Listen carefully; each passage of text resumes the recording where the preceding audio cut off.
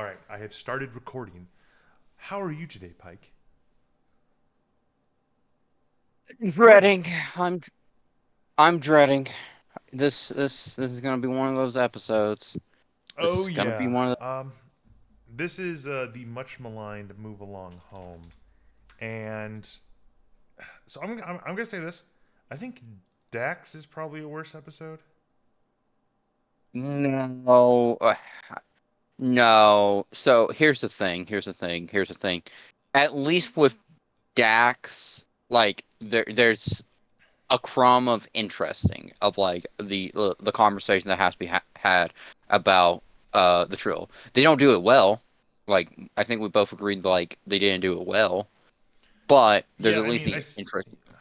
I agree, but I think like I don't know. Like, there's some good stuff in this episode. Surely, like, there's a few things that I was like, remember rewatching. I'm like, that's not too bad. That's not like terrible. It's really just like this is a very low budget, very kind of boring, not very engaging episode.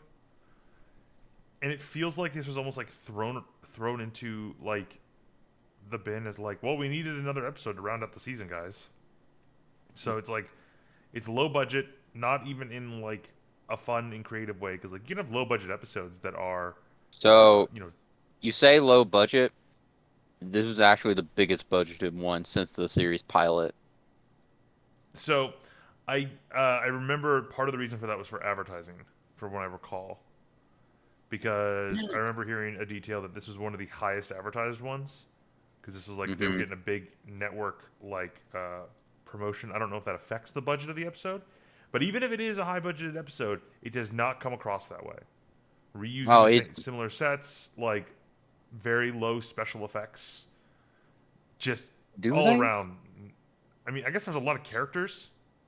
With a lot of characters, Well, obviously, like that's the budget. But no. My question is like reuse setting. Like so, I you'll see it know when we get like to probably. the game area. But it looks like it's kind of like the same hallway and same room used again and again. Oh well, yeah, but I thought you meant like from other episodes. I mean, that's That's true. what That's I that's thought something you that's meant. always been classic Star Trek. And if they had to make a whole Yeah. new set for this, I guess that would be expensive instead of just like reusing, Rock Quarry the set or something Well, like they that. probably did for the they probably did for Oh the yeah, ones well, they I know did. they read that use that one, but I think that's a little bit of enough preamble before we actually start talking about like what this is. So this is the episode "Move Along Home." As I said before, it's much maligned. It is. I don't think it's that bad compared to something like Dax. It's still like a D, right? It's still kind of like a. There's some weird writing quirks in this episode, but for Okay. the most part, it's kind of just comes across as like awkward Star Trekiness. No. It's not just awkward Star Trekiness because at least in awkward Star Trekiness, even when they do like a leap of like what the fuck is happening, it's like okay, like you can follow like here this fucking thing they do is literally shoots and ladders. You have no control over it. It's just fucking roll the dice and like from there it's just like shit happens. It's not just shit just happens, and it's because of an True, asshole alien species. Like true. shit happens.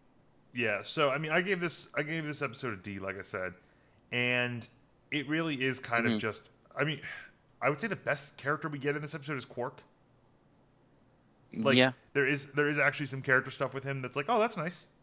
Like it's not really enough to save this, and I agree. But again, this is very much a it's I don't know what to call it necessarily, but it's sort of the Star Trek level of this is just how something works. Don't question it, don't think about it. And Yeah. sometimes the series does that well, sometimes it does it very poorly. Sometimes when it's like this is just how the technology works and you're just kind of like, all right, I can kind of accept that. Like, Yeah. I don't know if that's really realistic. I don't know if that's really makes any sort of sense consistent with the rest of the universe. But a lot of episodes they'll have that technology and it's kind of just like it works. They Yeah. they make it believable, right?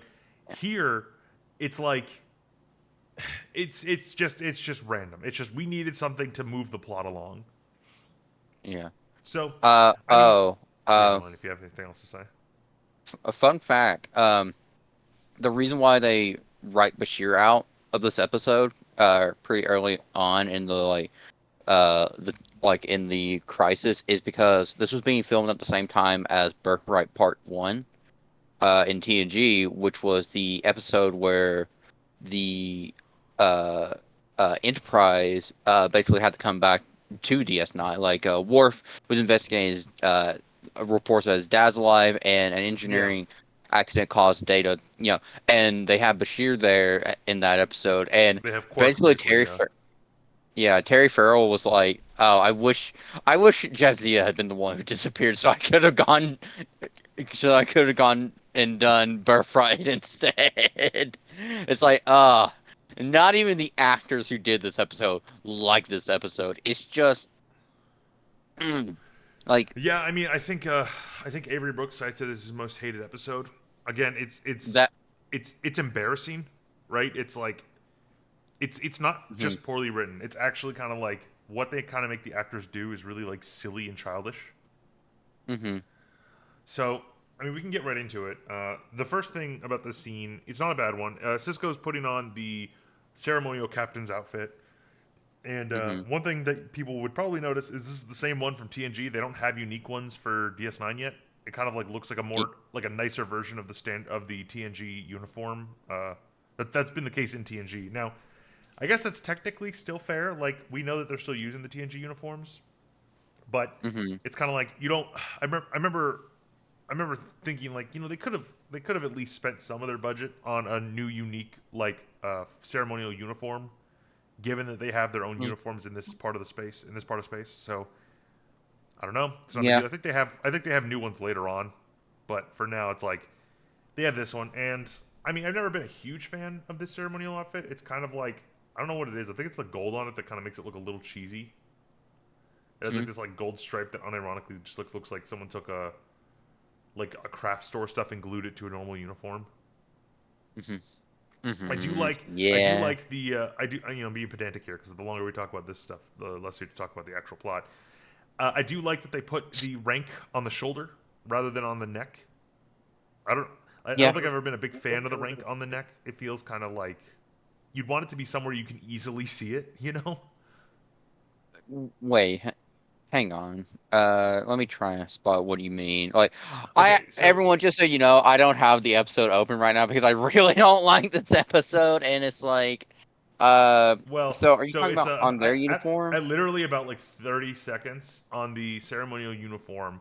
The three pips that Cisco has are on his right shoulder, Hmm. or not shoulder, but I guess like right pectoral shoulder area. And like Hmm. I don't know, I like that more. Obviously, like real militaries have like your ranking somewhere like either on your shoulder or on like the front of your outfit, so people can kind of just notice at a glance what rank you are. So, they have it on the what's that part of like the collar of your shirt? Like, oh, I forgot. Basically, they have it right pretty much next to your face. That's how they usually do it because I actually. Yeah, Uh, yeah. Or in the case of like, oh, are you in a field uniform? Cool. And them. There's a reason why they give them hats now, so they can put the insignia on it. It's a nice yeah, hat. but it's just a matter of like I don't know. I like it. I like them, but so we have a brief conversation between Cisco and Jake relating to girls. Uh, Mhm. like, let's see what starts this off. Like, oh yeah, Jake's apparently like into Bajoran girls now, and Cisco's like, since when are you interested in Bajoran girls? First off, they look human. They just have slight nose ridges. It's not like a big deal. If my kid came up I to th- me I and said, like, I'm into the weird Hanar from Mass Effect, I'd be like, okay, that's a bit weird. But I think this is more just like, oh, when did you get when are you interested into in girls in girls? general? Yeah, well, I Yeah, mean, he it's the specifies fact that they Bajoran girls. attach He the. specifies Bajoran girls. I will say that. Well, I mean, and yeah, yeah, it's weird that they have to bring it up. It's like Yeah, I I don't know. they have a nice little like relatable moment where Cisco's like, "Aren't you into model starships?" And Jake's like, "Try a few years ago." I think anyone who has interacted with their parents have had a similar experience where your parent has just like this memory of you from like 10 years ago and that's who you are to them. And it's like, don't you love Um, these things? It's like, I love those things like 10 years ago, mom. I don't know if you have that experience, but I had that experience all the time. I no, I did not have that. But here's the thing, Holloway. You had two loving parents. I had one who, was pretty up to date on what I did. So it's like, yeah, no, no. I never had that experience. Well, you're also an No. only child, so. When, well, yes, with the one loving parent. For the other one, it's like, nope, he's got a Yeah. spare now, and But he's using I the don't know. spare. I don't know what it is. I think it's just like I found this a very relatable thing. Cisco's basically just like, aren't you into this other thing? It's like, okay, you know what, Dad? You're clearly busy. You didn't notice that I have kind of outgrown that. I'm into women now. I'm an Mm, adult. But I'm gonna do. so they have some conversations. Cisco kind of again does this whole, I don't like you hanging out with Nog. He kind of worries that Nog's view of women is going to reflect on Jake. Nog being a Ferengi, they don't really respect women that much. Mm-hmm. But Mm-hmm. we know that the let's see. Oh yeah, so the entire reason he's putting on the dress uniform is because a new species called the Wadi have been found in the Gamma Quadrant, and they're sending a delegation from their planet to the station. Which, okay, that seems pretty normal.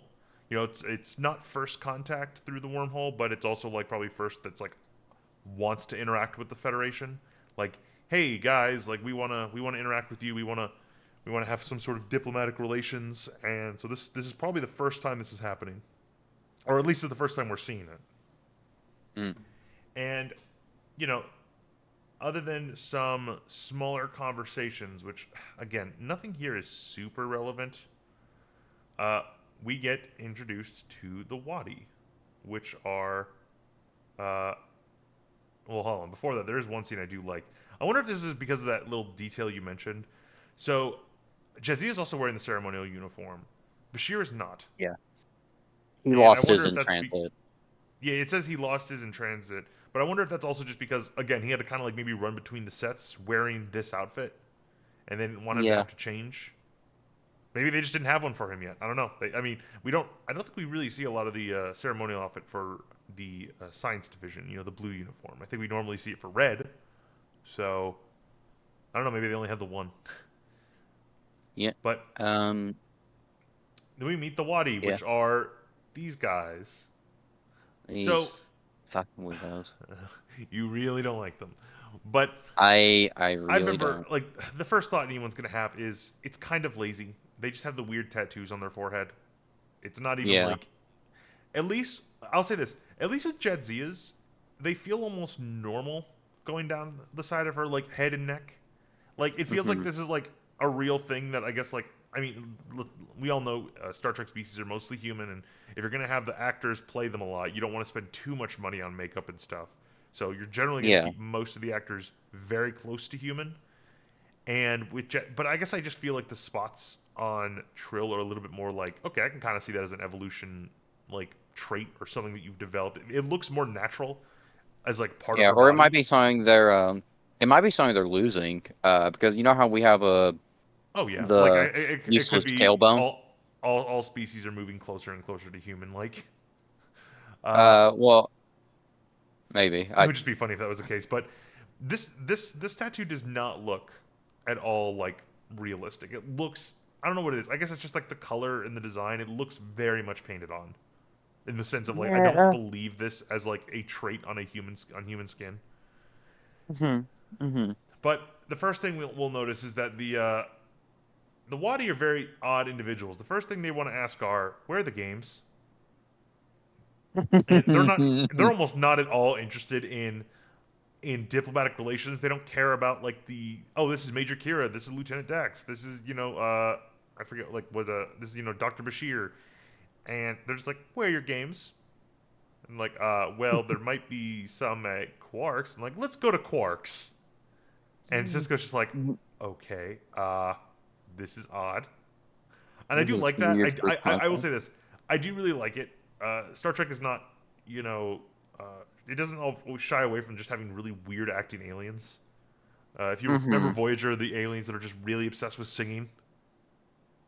No, no, no. It's not I know their. the mathematical elements of singing, but Yeah. like it's just a matter of like to have this alien species that unfortunately Cisco has to interact with, and all they want to do is play like board games and like video games.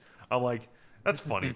I don't know. I don't know how this species functions, but I find it really funny that Cisco's like, man, I was really hoping for some sort of like polite conversation. We get to learn about their culture. All they want to do is play Dabo. Well, that is learning about their culture, and it I tells you know, how but it's they. like it's one element of their culture, really. It's just like, okay, yeah, you like playing games. That's cool. So like, how do you like record your history? And how do you like, view certain political ideologies? And it's like, where's your nearest board game? It's like, okay, I mean, all right. And I'm not even being sarcastic when I'm just like, how they talk, where they almost just like ignore everything else you say and ask where your nearest game is. Yeah. Also, their greatest warrior, as I just told you in text, has to be XX underscore Waddy motherfucker 69 underscore XX. You know they settle wars with games, It and would you know it that's would the be best. it would be funny if like in the Wadi culture they have two names: the name you're given at birth and the name you choose as your gamer tag. Your gamer tag. Yeah, it's like this is my gamer tag in battle. It's like, oh dear God, No, no, no. There's your all of their given name. conflicts are There's your gamer solved by tag, esports. and then there's your clan identification. You choose the clan. You choose your clan identification. Mm. Holy crap! God, show them Halo. You could. I unironically feel you could just like show these guys like video games, and it would absolutely just destroy their culture. Like I think you they would mean have revitalize it. no, on like it would be like, oh, become so obsessed with like I don't know, like Halo or something, and then they just never like they just sort of give up as society. No more advancement, no more work. It's just like, yep, it falls apart. Yeah, But yeah. so they're at Quark's. They're having a great time at Dabo. Quark is initially very happy to have them here because, like, yeah, I'm an ambassador of goodwill. This is part of my job. I give people like what they want. And Cisco's kind of just like he looks tired and like done with this. He's like, yeah, I get to be here, great. And then Quark realizes they're very good at games. They continue to win. Yep, yep. He's getting very unhappy with that, and then Cisco kind of just like, you know what, I'm done for the night because like it's pretty late apparently. Like they've been doing this for hours, so he's like, I'm going to bed. You keep watching them. Oh, diplomatic like liaison, and he kind of just leaves them. Which I mean, that's fair. You probably have already showed them their quarters, and they're going to be here for at least a day or so. So it's like, yeah, like now you can just do whatever you want on the station. I mean, I guess you'd need some sort of security detail, but if they don't have any weapons and they haven't been hostile, I guess you could kind of let them be a little bit more, the general promenade, right? They can go around the general promenade without issue. It would just be like Hmm. the more secure areas that probably a little bit more worrisome. However, uh, is this the part where Cork cheats? Let's see. Um, cheater, cheater, Oh, so cheater, they cheater. offer like unique items to gamble with, and they pull out some wooden sticks which they call Klon pegs. And Mm. Cork is like, sticks? Really? It's like in our culture they have many different uses. Like, I'm sorry, but I have enough sticks right now. um, then they offer him a bottle of glass, which they call Alpha Current Nectar. It's priceless. Quark takes a sip and he spits it out because it's disgusting.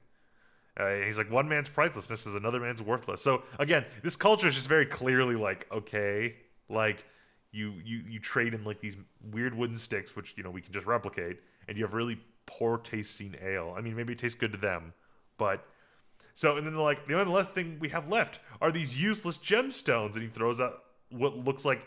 You ever been to like one of those tacky gift shops and they just have like the big bin of weird rocks? Yep. Yeah, that's exactly what it looks like. It looks. I'm trying to get like a picture of it, where it is very clearly just. Let's see here, like they're very cheap looking stones. Uh, yeah, they're very just like cheap looking stones. Not anything worth like anything. And then this actually brings up a technological issue. What is like? Can you not just replicate these gemstones? Like part of the whole point is like of latinum having any value at all is Hmm. that it can't be replicated. So Hmm. why would Quark see these gems and immediately think of them as valuable? Unless like I mean if it was specified they can't be replicated, that's one thing. But yeah, it's just it makes no sense. It's unfortunately just not. Again, this is another one of those stupid things, like technology wise. Why are these gems useful? It's like, well, it's not really explained. We know they shouldn't be based on the setting, but they still just are. However, Quark accepts them because he seems mystified by the gems. Like I said, Cisco leaves. It's like, yep, this isn't my problem anymore. And they continue to gamble. And this is when Quark cheats. Like, they show that he's not happy that they're winning. He, like, whispers into his one of his, like, employees' ears, and he hits a button under the table. They lose. Quark is like, oh, it's an unfortunate reversal. Oh, well, time to ante out. And they kind of catch him in his lie. They're like, yeah, we know you cheated. So Yeah. let's see. Oh yeah. We get a small scene where there is kind of a weird subplot, I guess, but it's just Cisco returns home and he sees Jake's still up. Let's see. Oh, is this the? So they're apparently supposed to work on a project with Nog, and is this the one where Nog doesn't go to school anymore? Uh, No. no, that's a different No. episode. But This yeah, episode it's is just pretty much just focused on this. Like this is just this episode. yeah, Like that's definitely a problem with this episode is that it's really just one note. But yeah, so there's a brief, if nice, conversation between Cisco and Jake, which is just a continuation of the previous one. It doesn't really go anywhere, like you said. But hmm Cisco then goes to sleep, and again the Wadi are very not very happy with Quark. He cheated, and they're like, you know what? Instead, let's play a new game, an honest game. They open up a wooden box, and magically the Dabo table is replaced with a new weird-looking table. This is hmm another thing where, like, it doesn't make any sense. You open this box and spawn this table. Like, we've never hmm seen technology like that really in Star Trek. At least nothing that's not like plot relevant, right? Like, you wouldn't just use this technology like as a side thing. Normally, it'd be like, oh yeah, some scientist has developed like micro technology where he can like shrink anything in a box, and then when he opens the box, it returns to normal size, right? That's like a plot relevant technology. This is literally just used to bring in the stupid table. And again, Just it's give another us. weird thing. Quark's just immediately mesmerized by the table. He's like, "Ooh, what's this?" It's like, dude, it looks just like a weird like table. It's not even like I don't, I don't know what's interesting about it other than like I guess it's a neat purple, but it's just weird, you know. It's like Quark is very much acting like almost like a tool to facilitate the plot. He's fascinated by this game, so he's willing to play it. But the game is called what was the game called? Uh, Chula is what it's called. And when Quark asks the rules, Fallow then begins like saying like, "Oh, these are your players. We'll start them on the second shap." Quark's like, "What's the second shap? Can't we start at the beginning?" And Fallow's like, "Oh, only children enter at the first shap." It's like, okay, but this is Quark's first time playing, and they're acting like very haughty and arrogant. That like, you know, Average it's Dark really Soul dumb. player. Yeah, well, it's very dumb like that this scene happens the way it does because like Quark is willing to I guess gamble in this game. I don't know, like they're saying they're playing a game, an honest game, hmm and I guess just like I don't know, like there's just why would Quark play this game if he doesn't know all the rules? I Yeah. don't get ask this. Have you ever played Mao? No, we've talked about Mal before, and you've explained the idea of it, and it just sounds like a very annoying experience. I mean it's fun, but yeah, this really much goes away. Like first rule of Mao is you don't talk about the rules of Mao, and then like the whole point of the game is you learn them as you play them. And that's that's fun for some people. But it's like here, it's really kind of just dumb. Like Quark, you piss these people off. They immediately want you to play a new game. They're not telling you the rules. Quark is smarter than this. He should know he's getting played. Yeah. Yeah. Yeah. Anyway, then Yep. we fade into Cisco, who I'm trying to see like what is he? Okay, I was gonna question for a second. I thought he was sleeping in his uniform when I was thinking back on this episode. He's not. He's sleeping in like actual pajamas, and then he is hmm teleported in what is known as the labyrinth back in his uniform, which is nice, I guess. you don't Yeah. want him to be running around in pajamas. You have to put him in his uniform. But it's like it's weird that the I mean, I'm not gonna bother bearing the lead on this episode. The game kidnaps 4 people from the station, throws them in this labyrinth, and they're the pieces that Cork is playing with. Yeah, and puts them in fear for their lives, which is a crime. Just because it's not a real gun doesn't mean it's not assault. It's still a threat.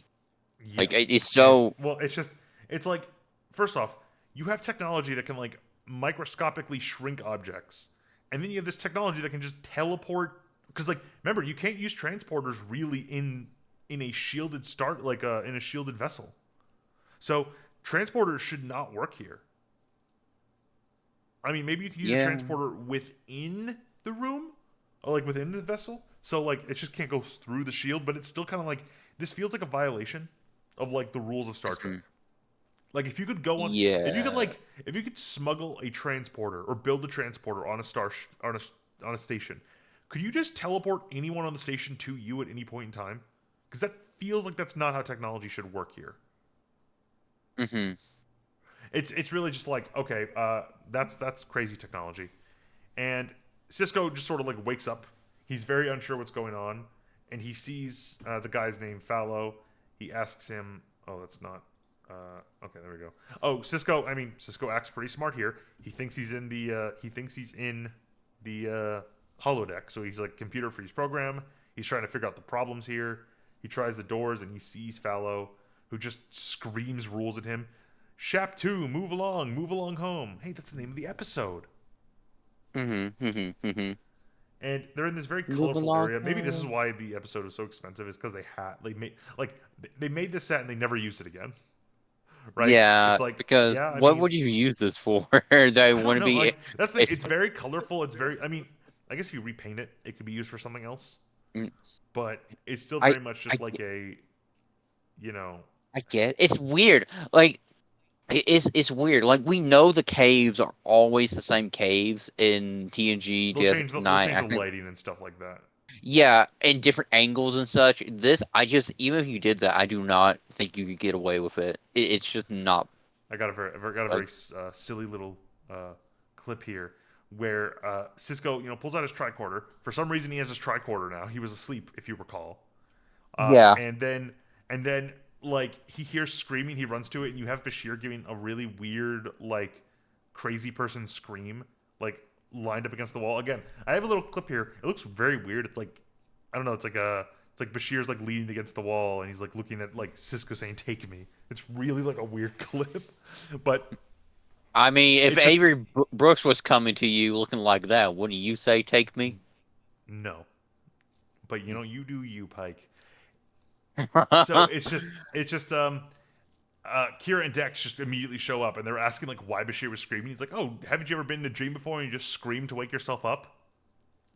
Sure, I don't ever think that happened, but that's just very silly. And Hmm. let's see.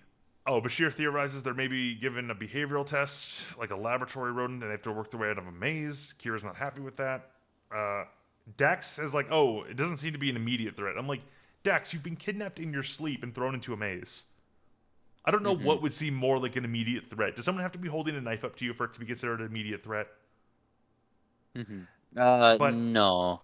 No. I do like one thing where Kira is basically like, I'm sure this is all normal for you Starfleet explorers, but I'm a Bajoran administrator. This is not what I signed up for, which I do find funny because this is again like kind of standard Star Trek silliness where wacky hijinks every week, and Kira's just like, I'm tired of this. I'm supposed to I just didn't push sign up for paperwork and steady administer service. my. I'm supposed to help administer and like preside over the provisional government. Why am I having to do these crazy games with weird I aliens? love I love that wording. Like, I'm not supposed to do anything reckless. Looks at Kira's track record. I'm sorry, you are here in case things go bad. That's what you're here for. You're not here for the paperwork. Sure. I mean, if you told her she had to fight like an army of Cardassians, she'd probably be like, cocking the phaser rifle. But if you tell her, oh, you have to do a weird maze the aliens are doing, she's like, nah, not my thing. Like, she's Yeah. very much just like, I don't like this weird stuff. Can we just go back to normal like problems? So let's see. No. This is oh, so That's fair. one thing that is, I guess, somewhat relevant is in the previous conversation between Jake and Cisco, like Cisco's like, we're gonna have a talk in the morning. So uh, then we see Jake go to the security office and ask where his dad is because they were supposed to have a conversation. Yeah. And first off, this implies that the game has been going on since the night, like late. I Yeah. guess like it could have been very early in the morning when they started this game, but that still means it's been doing this for a few hours, probably. So Hmm. one thing I do like is that Jake's very smart here. This is actually one of the few things I like here. He can't find his dad. The computer can't find it for him, so he goes to the security office. I'm like, yeah, that's the most logical thing you would do. And I do like how Odo responds. You know, Odo is like, initially he's confused. It's like, have you checked his office? Like, he's not on the station. And Odo basically says, look, why don't you just go to school? I'll track him down. I like that because it's Odo. I mean, Odo's shown to be pretty decent with children, right? Like, it's like if there's a kid, he kind of knows how to interact with them in a way to keep them calm and, you know, not cause any problems, which you wouldn't Hmm. necessarily get from how he normally acts. So the fact Yeah. that he's very like calm and reassuring to Jake is nice. He's like, "Look, there's a problem. I'm going to solve it. You don't need to worry about it. Just head to school." Right? So, I think that's probably the best thing Odo could have done. I really do think it's a great character moment for him. Again, I don't know what it is. Even in the bad episodes we have, Odo and Quark are always just like the best characters. It's like I don't know if it's just the people Uh, writing them or if it's the actors elevating what they're getting, but both Odo and Quark are pretty great. yeah, pretty good. Uh, So, uh, sorry, yeah, go on with what you're saying. no, it's fine. Someone's messaging me and just being really fucking stupid. Just go ahead. Go Anyway, ahead. yeah, but so Odo, you know, checks the computer. He asks if you know, Cisco logged out or if he left the station, and the computer's basically like that information's on the file. So very quickly, Odo realizes something's wrong. He goes up to command center and he talks to Primin, which, you know, it's Return of Primin, which is nice. Yeah, Uh, he and last Odo seem to episode be for getting him. he and Odo seem to be getting along, but Odo's realizing Bashir, Dax, Cisco, and Kira are not on the ship. They're completely gone. And let's see. Oh, Odo does sort of like yell at Primin. He's like, "Look, you know, how long have you been a security officer?" Primin says 6 years. He's like, "Lost many commanders." Like, you know, for some reason, Primin was like waiting here in the command center. He hadn't seen any of the other senior officers, and he hadn't like notified anybody. And his response was like, "Look, like it was a busy night last night. You know, people are probably still like sleeping off hangovers and stuff." You know, that was his sort of justification, which I guess is fair. You know, if like you don't Hmm. have any immediate work, it's like, yeah, some of the commanding officers come in late because they had a busy night last night. That makes sense. Yeah, you can get But away with that once you're yeah, in an O2, O3. I do like the I do like that Primin calls him Constable and Odo gets annoyed at that again because he doesn't like being called Constable, but everyone does it anyway. Hmm. So we then Yeah. return to the game.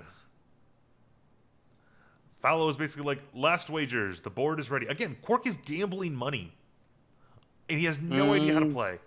yep. Yep. I mean, he does say, is there a minimum wager? Which, yeah, sure, I guess that's fair.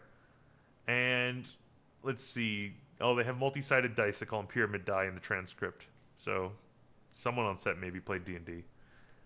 Yeah. And oh, Well, I mean, again, probably. I mean, it's fucking TNG and DS9. Oh yeah, yeah. They played D&D, sir. They played. anyway, Fallow basically just is like, you're required to learn as you play, which again, very stupid considering it's a gambling game. Hmm. And Quark like rolls two random like dice. They yell Chula. Quark's unsure what's happened. It's like, your pieces. They meet Chandra. Again, like I don't. I almost don't feel the need to describe any more of this game. It literally is nonsense. Like Hmm. it's presented Yeah, as it's just. nonsense. It's never explained. Like literally, it's just, oh, the things is doing. He doesn't even realize it, but he's somehow controlling the lives of the players involved. Hmm. And now we transition back into the labyrinth where we see they're walking around and suddenly they hear a little girl. This is the scene that everyone knows. It's a little girl who looks like she's playing hopscotch. She's just running around shouting, Hmm. "Almarane, count to four, Almarane, then three more. Almarane, if you can see Almarane, you'll come with me." And she's just constantly repeating that, jumping on the things. The crew sees it, and this is I don't know, like it's just such a this is the childish part of it where it's like they're like trying to figure out how to get through here. There's an invisible barrier that can't get through. It hurts Kira when she tries to walk through it. Bashir's thinking like, "Oh, I figured it out. I'll do the hopscotch with the girl." He does it. He gets hit with the barrier, and then this is where Dax realizes you have to also sing the song and do this funny, silly motions. So then we cut to them all having to do the silly motions, jumping around. They seem embarrassed doing it. Yeah. I mean, Kira has like one of the better expressions where she actually seems like legitimately like, "Oh God, I have to freaking do this. This is not what I signed up for." Like she Yeah. hates this. In fact, I'm gonna try and get this to be the thumbnail with her doing the stupid salute with her eyes just like, "Oh, I'm sick of this." Hmm. But yeah, so this is just I don't know. This is why no one likes this episode. Is like even everything else, as dumb as it is, it's not entirely out of the realm of some Star Trek episodes to have dumb stuff like this. Here, it's just like not only is it dumb, it's it feels like not very Star Trekky. Hmm. Yeah. Anyway, Quark apparently is happy that he's apparently won. They shout Alamarain, and like they ask him if he should take the short or long path. Quark asks the difference. You know, the long path or the short path doubles the peril to your 4 players, but it doubles your winnings. Quark's interested in it, even though he doesn't know how to play, but he's at least winning. And then Odo comes in and asks where the 4 commanders are, and this is when Quark realizes, wait a minute, 4 of our commanding officers are missing. I have 4 pieces. He puts it together. It's not really the Yeah. most logical conclusion, but I guess I can see how he can come to that conclusion. Like, huh, this strange game that doesn't really feel normal. Yeah. So, and let's see here. Oh yeah, and then this is when Quark's like, look, he was gonna take the more dangerous path for the higher winnings, but he instead is like, I'll take the safer path. Like he doesn't he tries to get out of the game, but they won't let him. So he's like, look, I'm taking the safer path because I got to get them out of this game. And Yeah. we return back to the labyrinth. Quark apparently rolls. Let's see what happens. I'm trying to like get the scene. Uh, oh yeah, and then they're in this weird room that has like smoke going on and a bunch of these weird waddy people like eating and drinking food. Kira throws a fit because she's just mad at everyone, so she throws the food around. She hits drinks out of people's hands. She's basically trying to break out of here, like, what the hell's going on? And then they all start choking to death.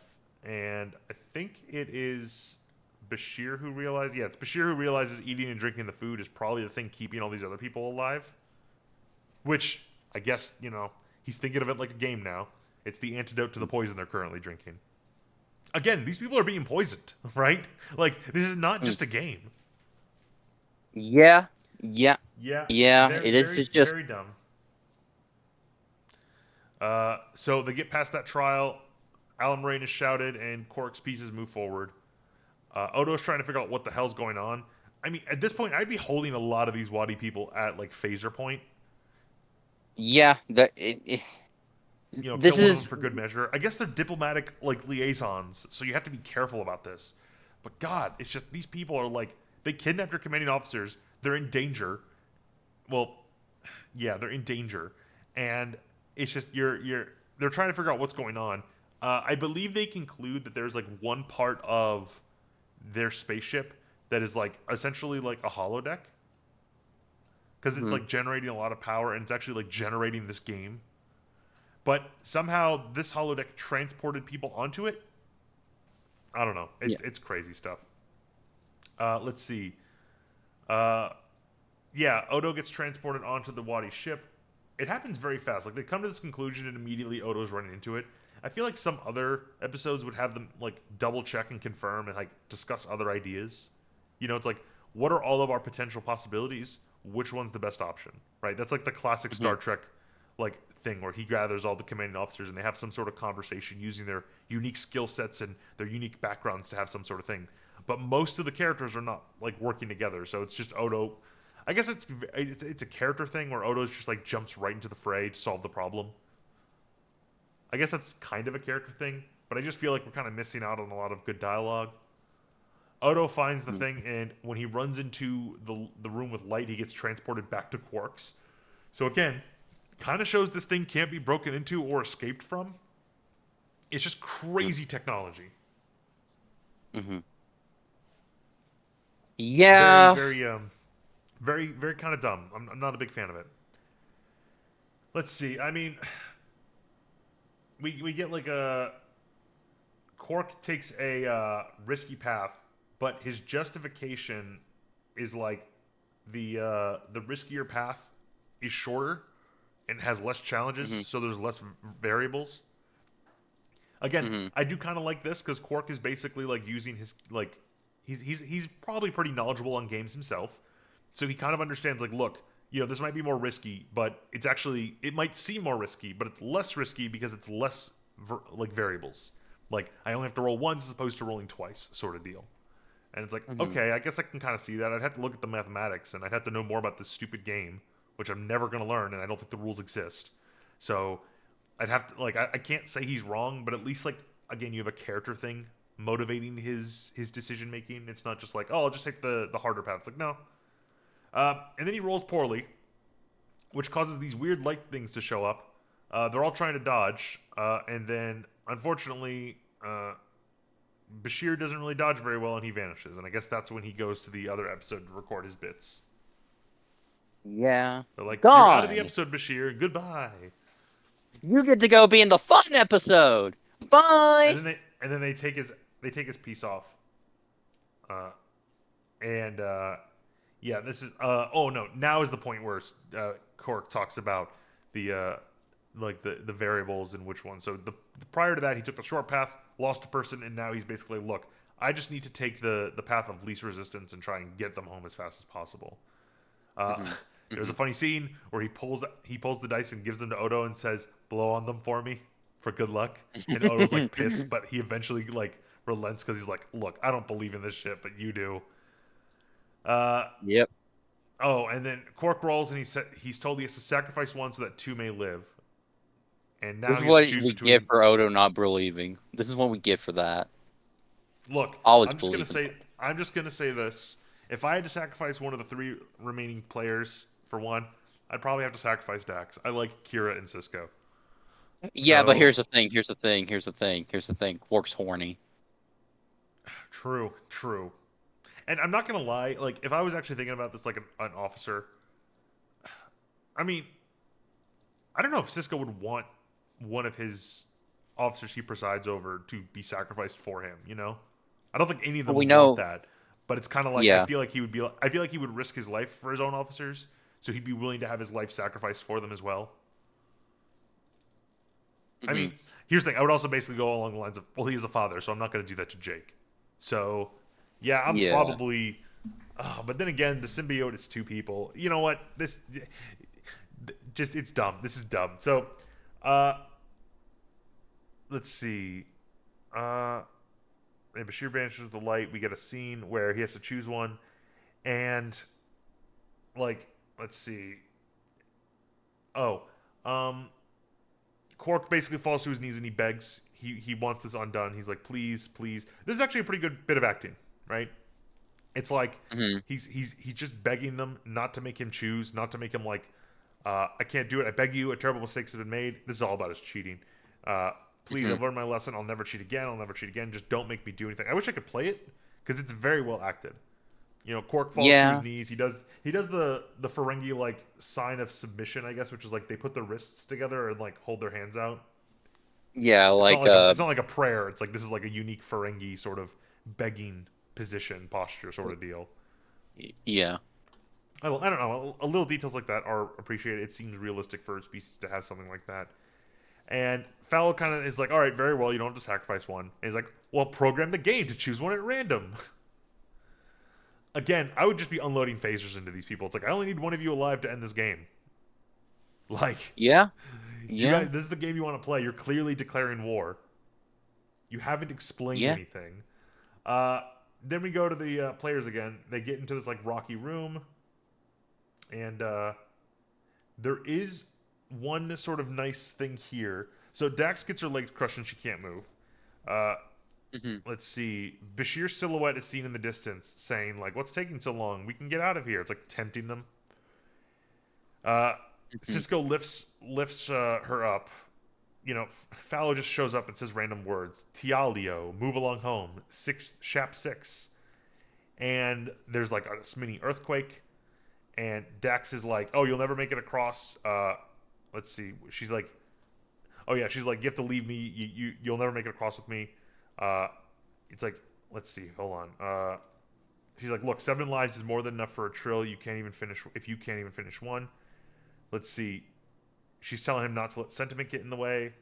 Let's see. Oh yeah, wait. She's like, do you remember what I told you? Don't let sentiment get in the way. And they both finish of command decisions. And he's like, yeah, I think I heard that somewhere. And Dax says, and I do really like this. Dax says, if you were hurt, I'd leave you behind. And he says, then I'm glad I'm not the one who's hurt. That's that's one thing that I do really like. Well, here's the thing. I don't believe Dax would do that. I think she is saying that so that he would leave her, right? I think you can Yeah. interpret that line. It's like, would she leave him? I don't think so. I mean, we're still pretty early on in the series, so maybe you could believe that she would. But knowing more Yeah. about Dax, I don't see her doing that. But she is saying it so that she gets left behind. She's like, I would do it to you, leave me. And he's like, huh, good thing I'm not the one hurt then. And he jumps across with her. Hmm. Let's see. Yeah. He tells Kira to go ahead. Major, I give you direct order, and she just yells, "Court martial me," and she also helps Dax. Again, like Hmm. this is probably the best scene in the episode. You know, you have all three characters, being heroic and brave and noble all together, and they all have character reasons and character ways of reacting to it. She's just like, "Yeah, I know you gave me an order. Piss off." Like, she's just Hmm. that's very much a Kira thing to say. And let's see. And then they don't make it. I believe they all fall and they all go over the edge, and then they disappear in bright light, and suddenly they're in Corks now. They were Yeah. never in any real danger. Yeah. So Yeah. I okay, I I fuck I okay, everyone, let me put it like this. If you are a writer, if you work in any creative field and your whole thing is like, hoo hoo hee hee, they were never in danger. Fuck you. Stop it. okay. Look, you can make it Fucking work. You stop can it. make it work, but it's hard to make it work, right? To tempt viewers with an entire episode where it seems like someone's in danger, and then to be said, "Haha, your investment was kind of wasted." It's like, look, Yeah. we all know that they weren't just going to kill off like 4 of the main characters in a random episode in the first season. We know that's not going Yeah. to happen. People have plenty Yeah, of but they experience should with have Star Trek up resolved until it this with point. Well, it's like you it's try and meet the viewers halfway, right? You play along with their we as viewers, we have suspension of disbelief. I want to believe that the characters are in danger so that I can be invested, and then when they succeed, I feel relieved. That is like the nature of media, is you try and you play yeah, along with it, right? Here, it's yeah, they but violate it's that expectation. yeah, they violate that expectation, and it's like it's not in a clever way at all. It's just like a straight up hoo hoo hee hee. There was never any danger, and it's like, oh, you even like it's Yeah, it, I mean, the it's closest you can kind of get to them being, maybe I don't know if they thought this was clever or what, but when Kira asks like we were never in any real danger, Fallon's like it's only a game. It's like, dude, we don't know what games mean to you people, and they didn't know it yeah, was a game. Quark might have like, I mean, even then, like you don't know these aliens. They could be just like, yeah, death games are a thing in our culture. Like, there's yeah, been weirder things in Star Trek, so it's yeah, just a matter of like, and this is something I don't really like. So they're about to like leave. Oh, time to move along home. It's time for us to go. They collected their winnings. Cisco stands in their way, not so fast. It may have been a game to you, but we take first contact with new species very seriously. And I don't like this. Odo steps forward and he says, "Excuse me, Commander. Before you blame them, you might want to ask Quark how this all started."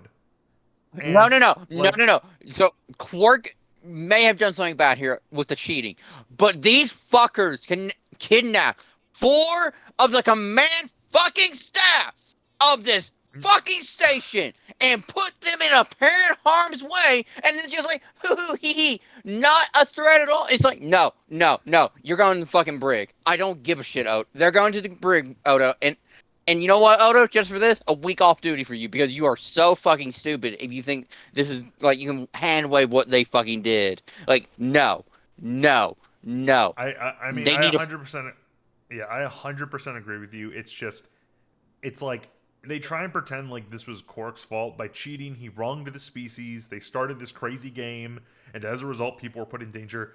That's not Quark's fault. first off, he'd have no idea that his cheating could result in that, right? He has no Yeah. real ability to predict. Like, don't get me wrong, I'm not saying Quark's cheating is good, but first off, it's his establishment. I don't know if you can necessarily like make it. I don't know if it's like illegal to. I don't know what the Federation's laws are regarding cheating during gambling, Well, it would but be Quark owns Bajoran the. laws. They make a True, point. true. It's No, yeah, Bajoran laws. Bajoran laws. So if you have, I don't know if Bajoran laws have anything specific, like oh yeah, if it's a fine or if it's a criminal penalty or something like that.